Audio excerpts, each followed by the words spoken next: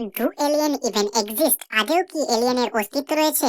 আজকের এই বিশেষ প্রতিবেদনে আমরা জানবো এলিয়েন সম্পর্কে। Hello friends, welcome back to my channel. Alien বা ভিনগ্রহবাসী শব্দটি আমাদের কাছে এক রহস্যময় ধাঁধার মতো। প্রাচীন যুগ থেকেই মানুষ বিশ্বাস করে আসছে যে আমাদের এই পৃথিবীর বাইরেও রয়েছে অন্য কোনো বুদ্ধিমান প্রাণী।